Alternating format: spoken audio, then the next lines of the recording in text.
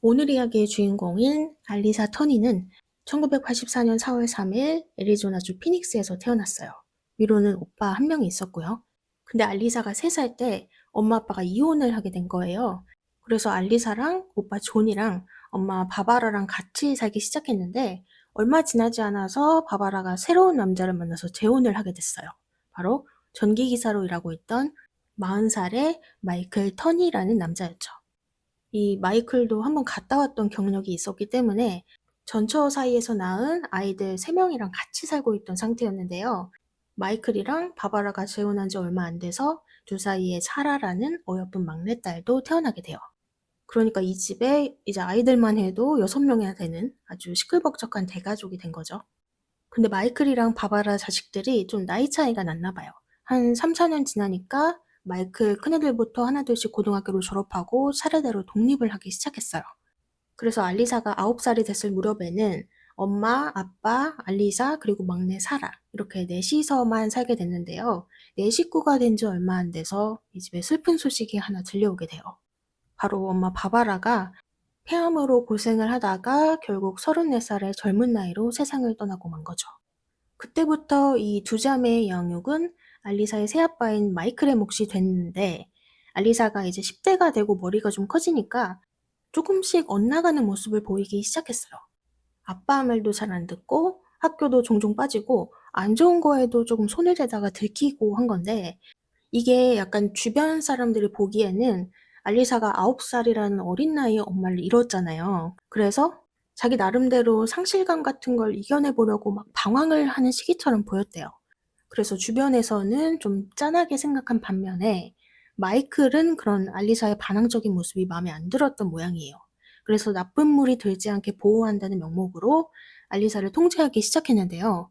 근데 문제는 이 통제가 좀 어나더 레벨이었다는 거죠. 일단 학교 갔다가 집에 돌아오면 가방을 내려놓자마자 책가방 검사가 이루어졌고요. 알리사가 밖에 나가 있을 때 아빠한테서 전화가 오면 무슨 일이 있어도 무조건 받아 가지고 지금 어디에 있고 누구랑 있고 뭘 하고 있는지를 하나도 빠짐없이 보고해야 했어요. 또 알리사가 고등학생이 되고서는 처음으로 이제 패스트푸드점에서 알바를 시작하게 됐는데요. 학교 끝나고 알바 와서 일을 하고 있으면 마이클이 그 패스트푸드점 주차장에다가 차를 세워 놓고 그 안에서 계속 알리사를 지켜봤대요. 얘가 중간에 농땡이를 부리는지 체크하려고 직접 감시를 한 거죠. 참고로 저렇게까지 계속 알리사를 감시하는 거면 마이클 일은 언제 하나요? 이걸 궁금해하실 분도 계실 것 같은데 마이클이 원래 전기기사라는 직업이 있었어요. 근데 한번 일을 하다가 사다리에서 미끄러져서 무릎을 심하게 다친 거예요. 그래서 그때 이후로 일을 계속하기가 어려워졌고 결국은 일을 못하게 됐어요. 그러니까 그때부터는 집에 있는 시간이 굉장히 많아졌고 시간이 아주 남아 돌았기 때문에 그런 감시가 가능했던 거죠. 아무튼 이런 마이클 때문에 알리사는 학교 친구들한테도 종종 불만을 털어놓곤 했어요. 그래서 친구들도 알리사 아빠가 되게 유별나다고 생각했대요. 파티도 못 가게 하고 좀 같이 놀려고 하면은 계속 전화 와서 간섭하고 또 친구들이랑도 밤늦게 못 놀게 하고 하니까요. 근데 진짜 이상한 부분은 따로 있었어요. 마이클이 알리사는 이렇게 쥐잡듯이 잡으면서 자기 막내딸 있죠. 사라. 사라한테는 완전히 달랐다는 거예요. 사라가 원하는 건 무엇이든 다 들어줬고요. 나쁜 친구들이랑 어울려도 그냥 다 눈 감아주고 오히려 밖에 나갈 때 친구 차 기름에 보태 쓰라고 돈까지 막 쥐어주고 그랬대요. 심지어는 집에서 제일 큰 방도 사라 쓰라고 주면서 그 안에다가 맥주로 가득 채운 개인 냉장고도 넣어줬고요.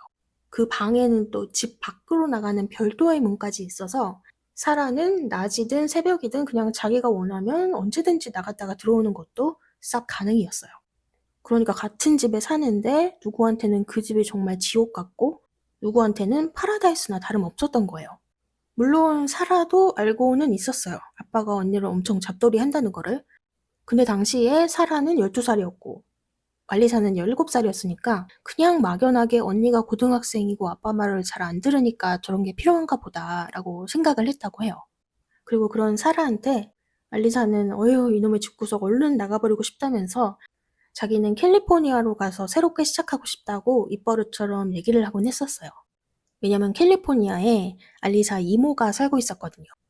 그런데 그렇게 집을 벗어나고 싶다던 알리사가 어느 날 정말로 사라져버리게 되는 일이 발생하는데요. 바로 2001년 5월 17일, 그날 밤에 알리사의 의붓 아빠 마이클이 피닉스 경찰서로 직접 알리사의 실종 신고를 한 거예요. 마이클에 따르면 그날 아침에 평소대로 알리사를 학교에 데려다 주고 점심때 둘이 같이 밥을 먹기로 했대요. 그래서 알리사가 일찍 조퇴를 했고 집에 와서 둘이 점심을 먹는 도중에 말싸움이 좀 일어났다는 거예요.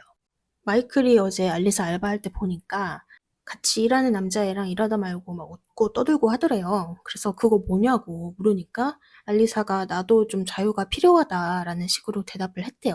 그래서 마이클이 네가 내 집에서 사는 동안에는 아빠한테 무엇이든 보고해야 한다. 안 그러면 아빠가 너무 걱정돼서 견딜 수가 없다. 이렇게 말을 했대요.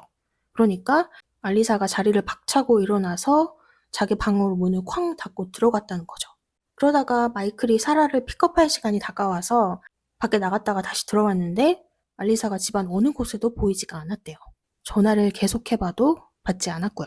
그때 사라가 마이클한테 아빠 언니 방으로 좀 와보라고, 여기 언니가 메모 하나를 남겨놨다고 해서 가보니까 거기에는 아빠가 오늘 아침 학교에 데려다 주셨을 때 저는 정말 캘리포니아로 떠나야겠다고 결심했어요. 그리고 사라야, 너는 내가 없어지길 바랬었지? 이제 네가 원하는 대로 됐네? 그리고 아빠 돈에서 $300도 좀 들고 나가요. 이런 내용이 적혀져 있었어요. 사라가 딱 보니까 이 메모는 100% 알리사의 글씨체가 맞았대요. 또 평소랑 되게 다르게 알리사의 방도 되게 어지럽혀져 있었고 알리사의 핸드폰도 옷장 속에서 발견이 됐어요. 그러니까 모든 정황상 알리사는 이 모든 걸 버리고 집을 떠난 것 같았죠. 근데 경찰에 신고 전화를 한 해 만에 하면서 멘붕에 빠진 것 같은 아빠 마이클이랑은 다르게 사라는 사실 그렇게 큰 걱정을 하지 않았어요. 왜냐면 알리사가 아빠랑 싸우거나 자기 기분이 안 좋거나 할 때마다 자꾸 그러면 확 집 나가버린다고 툭하면 그랬거든요. 그래서 어디 좀 돌아다니다가 다시 들어오겠지 하고 별로 심각하게 생각하지 않았는데 이 신고를 받은 경찰도 사라와 비슷하게 생각했던 모양이에요. 왜냐면 마이클이 실종으로 신고하긴 했는데 딸이 캘리포니아로 간다는 쪽지를 남기고 사라졌다라는 내용으로 신고했기 때문에 애초에 경찰부터도 이거를 가출 사건으로 분류를 해버린 거죠. 그래서 알리사를 적극적으로 찾아보려는 노력을 1도 하지 않았어요. 뭐 가족들이랑 친구들을 찾아가서 조사하지도 않았고 가출했다던 알리사 통장에 $1,800가 있었는데 왜 한참이 지나도 단 한 번도 인출한 기록이 없는 건지, 또 집을 떠나는 사람이 자기 옷이라던가 신발 같은 개인 물건들을 왜 하나도 가져가지 않았는지에 대해서 그 누구도 의심을 가진 사람이 없었죠. 그래서 마이클은 혼자서 알리사를 찾는 일을 시작했어요. 동네 병원, 은행, 상점 들리는 곳마다 알리사 실종 전단지를 뿌렸고요. 자기 트럭 대시보드에다가도 전단지를 딱 붙여놓고 캘리포니아 쪽도 막 돌아다니고 했대요. 근데 한 번은 밖에다가 실종 전단지를 붙이고 있었는데 경찰이 와서 그거 떼시라고, 그런 일이 있었나 봐요. 저 경찰들은 아무것도 안 하면서 오히려 방해만 한다고 마이클은 사라한테 불만을 털어놓곤 했어요. 그런데 몇 주가 지나서 새벽 한 5시쯤에 마이클한테 전화 한 통이 걸려왔대요. 그래서 받았는데 뭔가 여러 가지 소리가 막 뒤섞여서 되게 시끌시끌한 거예요. 상대방은 아무런 말도 하지 않았는데 느낌상 알리사인 것 같았어요. 그래서 너 알리사냐고 물으니까 그쪽에서 전화를 뚝 끊어버렸대요. 약간 끊기 전에 나 좀 그만 내버려둬 뭐 이런 말이 희미하게 들렸던 것도 같고요. 그래서 다시 자기가 전화를 걸어보려고 했는데 때마침 배터리가 나가가지고 다시 전화를 걸어볼 수는 없었대요. 그렇게 알리사로 추정되는 그 전화를 마지막으로 마이클한테는 더 이상 아무런 연락이 오지 않았어요. 몇 달이 흐르고 몇 년이 흐르면서 알리사는 모두의 기억 속에서 서서히 잊혀지게 됐죠. 그런데 알리사가 사라진 지 4년 후인 2005년에 뜬금없이 뉴스에서 알리사의 이름이 언급되기 시작했어요. 그 이유는 바로 한 연쇄살인마 때문이었는데요. 그때 당시에 한참 사이코라는 닉네임으로 유명했던 토머스 알버트 하이머라는 사람이 있었거든요. 이 사람이 알리사가 사라지고 나서 몇 달 뒤에 플로리다에서 체포가 됐는데 종신형을 선고받아서 한 몇 년간은 감옥에서 조용히 지내고 있었어요. 근데 갑자기 어느 날부터 로컬 기자들한테 편지를 보내기 시작한 거예요. 내가 말하지 않은 21건의 케이스가 더 있다고. 그리고 그 21명의 피해자 중에 알리사의 이름이 있었던 거죠. 피닉스 경찰서의 실종자 및 신원 미상자 전담팀 형사들은 토마스를 만나러 곧바로 플로리다로 날아갔어요. 혹시라도 이 알리사 사건의 실마리를 찾을 수 있을지도 모르니까요. 근데 또 막상 만나서 얘기를 해보니까 토마스가 뭐랬냐면, 내가 해친 사람 중에 학생이 있긴 한데 생각해보니까 걔가 알리사 모시기가 아니라 다른 애인 것 같다. 이거 참 미안하게 됐수. 이렇게 말을 바꾸는 거예요. 형사들 입장에서는 지금 비행기 타고 4시간이나 걸려서 플로리다까지 왔는데 완전 허탕을 친 셈이었죠. 그래서 결국 해프닝으로 끝나게 됐는데, 정말 아이러니하게도 이 사건 덕분에 알리사의 이름이 다시 세상에 알려지게 돼요. 여러 신문에서 알리사의 이름을 보도하기 시작했고, 이걸 본 알리사의 학창시절 친구들이 하나둘씩 경찰에 연락하기 시작한 거죠. 그리고 마침내 2008년 알리사의 사건은 본격적으로 재수사에 들어가게 됩니다. 경찰은 앞서 연락이 닿았던 알리사의 친구들, 또 가족들, 지인들과 인터뷰를 진행했는데요. 친구들이 하나같이 다 그러는 거예요. 그때 알리사네 새아빠 진짜 이상한 사람이었다고. 그 사람이 알리사를 좀 불필요하게 터치하는 일이 많아서 알리사가 기분이 진짜 나빴다고. 진짜 싫다고 말한 적이 한두 번이 아니었대요. 그래서 친구들 사이에서는 알리사네 집 분위기가 좀 이상했다는 게 이미 기정사실로 되어 있었던 거죠. 근데 경찰이 여기서 더 소름 끼치는 이야기를 듣게 돼요. 마이클의 조카 중에 한 명이 몇 년 전에 사정이 좀 있어서 마이클 집에 6개월간 같이 살았던 적이 있대요.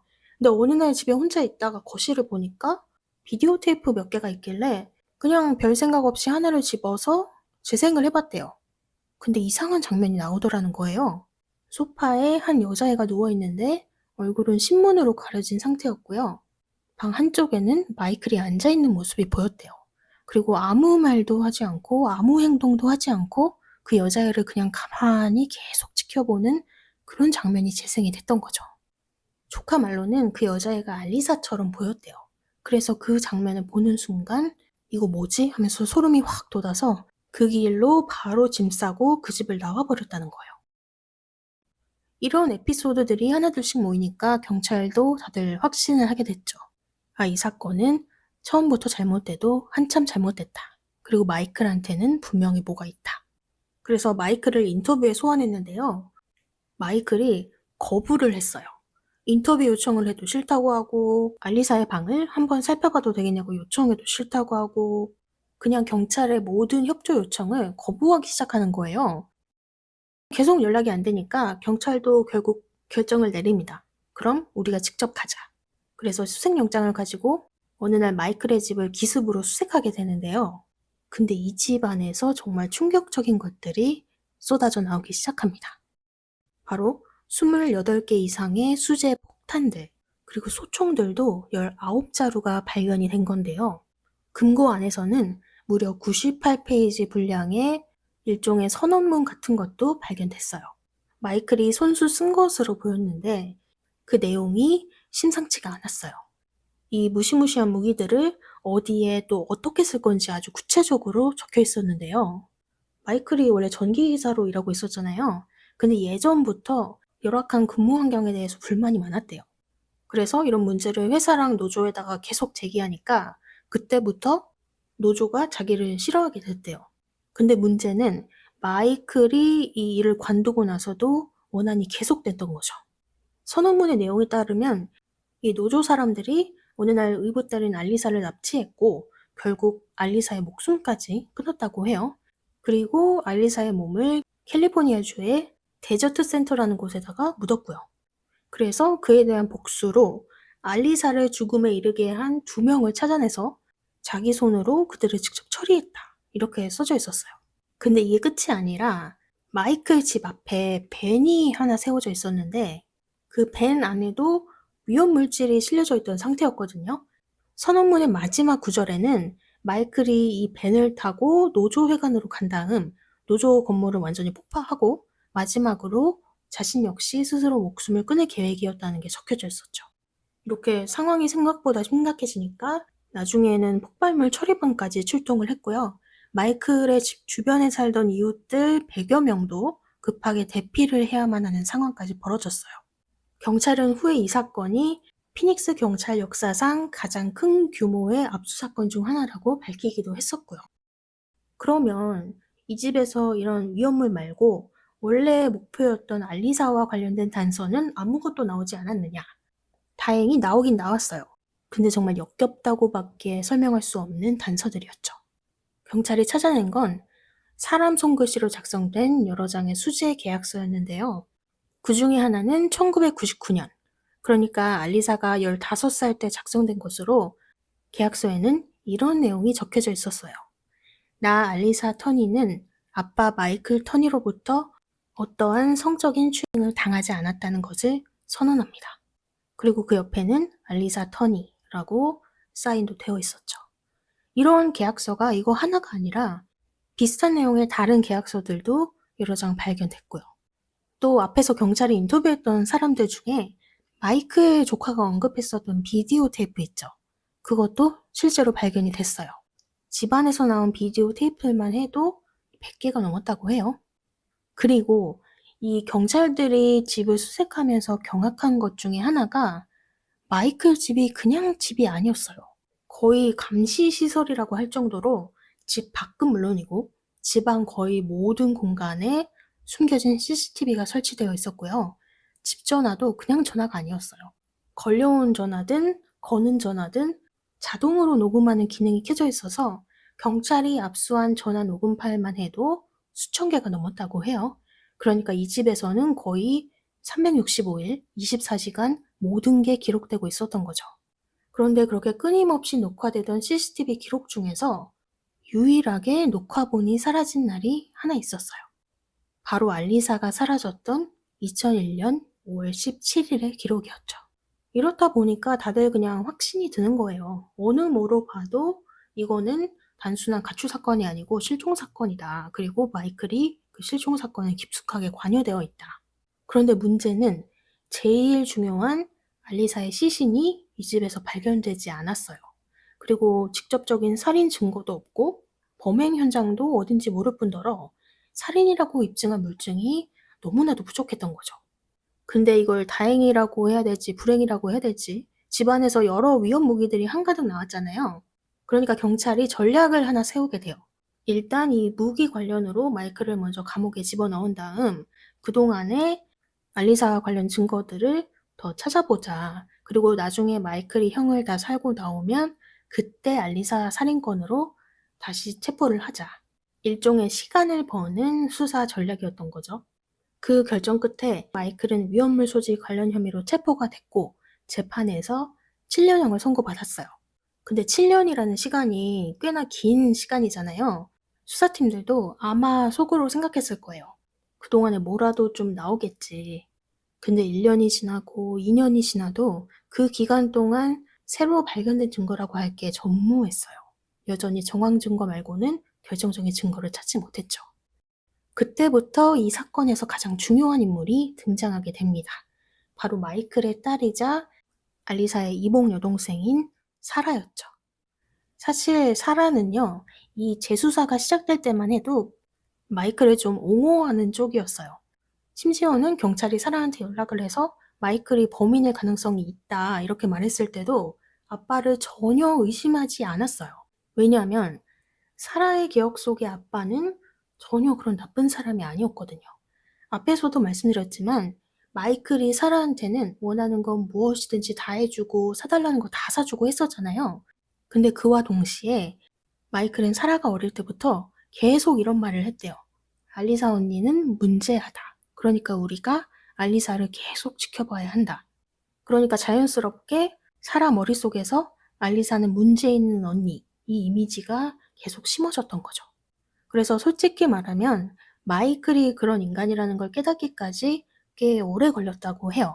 많은 친구들의 증언, 그리고 집에서 나온 여러 계약서 같은 증거들을 하나하나씩 접하다 보니까 어느 순간 머릿속에서 뭔가가 딱 맞춰지는 듯한 느낌이 들었던 거죠. 그렇게 사라는 완전히 경찰에 협조하면서 이 사건의 진실을 찾는 쪽으로 돌아서게 됐어요. 하지만 여전히 결정적인 증거를 찾지 못한 채 시간은 흐르고 흘러서 결국 마이클은 7년의 감옥살이를 마치고 출소하게 됐죠. 그리고 마이클이 출소한 지 6개월이 지났을 때 사라가 마이클을 찾아가요. 몰래 녹음기를 들고. 둘이 카페에 앉아서 사라가 마이클한테 아빠가 알리사 언니 사건 범인 맞냐고, 아빠가 한 거야? 이렇게 물어보거든요. 근데 마이클이 그거는 내가 죽기 직전에 나를 찾아오면 모든 진실을 말해주겠다. 그리고 만약에 10일 안에 내가 사형 집행을 받을 수 있다면 모든 걸 자백하겠다. 이런 대답을 해요. 그 대답을 듣고 이렇게 느꼈대요. 자기가 절대 범인이 아니라는 말은 또 안 하네. 그래서 그 몰래 녹음한 거를 들고 경찰한테 갔죠. 근데 경찰이 이걸로는 우리가 뭘 어떻게 할 수 없는 상황이다. 아직 알리사의 몸을 못 찾았기 때문에 기소가 어렵다. 이런 상태에서 마이클을 살인죄로 기소를 하려면 아무래도 언론의 관심이 필요할 것 같다. 그러니 사라 씨가 이 사건을 퍼블릭에 널리 알려줬으면 좋겠다고 부탁을 해요. 그렇게 해서 사라가 선택한 방법이 뭐였냐면요. 바로 팟캐스트였어요. 제목은 Voices for Justice, 말 그대로 정의를 위한 목소리라는 팟캐스트를 시작하면서 그동안 세상에 공개되지 않았던 여러 정보들을 하나씩 풀어놓기 시작했고요. 2020년부터는 틱톡 같은 소셜미디어에서도 사건 관련 영상을 올리기도 했는데 거기서 올린 영상 하나가 엄청난 조회수를 기록하게 돼요. 또 틱톡 안 보시는 분들께 어떤 내용의 영상인지 대략 말씀을 드리면 1997년에 촬영된 홈비디오 영상이에요. 사라가 우연히 캠코더로 찍은 장면이고요. 영상 속에서 알리사랑 마이클은 공원에서 캐치볼을 하고 있어요. 근데 갑자기 알리사가 사라한테 이렇게 외쳐요. 아빠는 변태야. 그러니까 마이클이 굉장히 당황한 표정으로 사라 쪽으로 걸어와서 이거 지우라고 바보야 막 하는 그런 내용이 담겨 있어요. 이 영상이 퍼지면서 사람들의 관심이 완전히 폭발했고요. 그동안 거의 잊혀져 가는 거나 다름없던 알리사의 실종 사건이 다시 한번 전 세계적으로 주목받는 계기가 됐어요. 그리고 이런 여론이 커지면서 마이클의 기소를 요구하는 온라인 청원도 시작됐는데요. 30만 명이 넘는 사람들이 서명을 한 결과 알리사가 사라진 지 거의 20년 만인 2020년 8월 마이클 터너는 2급 살인 혐의로 드디어 체포가 됐어요. 그리고 3년 뒤인 2023년에 재판이 열렸죠. 많은 사람들이 이제서야 좀 진실이 밝혀지는 건가 이렇게 생각을 했는데요. 결과는 증거 부족으로 나왔어요. 배심원들은 무죄 판결을 내렸고요. 마이클은 그대로 자유의 몸이 되고 말았답니다. 그렇게 풀려난 마이클은 요즘 뭐 하고 있냐면 유튜버로 또 변신을 했대요. 올해 나이가 78살인데 자기 채널에서 죽기 전에 내 명예를 회복하고 싶다 뭐 그런 발언을 하고 있고요. 여전히 무죄라고 주장을 하고 있어요. 그래서 지금까지도 알리사의 시신은 발견되지 않았고 사건 역시 완전히 해결되지 않은 상태로 결국 끝까지 미스테리로 남게 됐네요. 저는 궁금한 게 마이클이 사라한테 그랬잖아요. 죽을 때가 되면 모든 진실을 말해주겠다고 입을 털었죠. 정말 모든 걸 말해주기는 할 건지 아니면 끝까지 묻어둘 건지 저는 그게 궁금한데 그 답은 마이클만이 알고 있겠죠. 오늘은 이렇게 알리사 터니 실종 사건을 알려드렸는데요. 어떻게 들으셨는지 여러분의 의견 또 많이 남겨주시고요. 끝까지 들어주셔서 감사드리고 저는 다음 영상으로 찾아오도록 하겠습니다.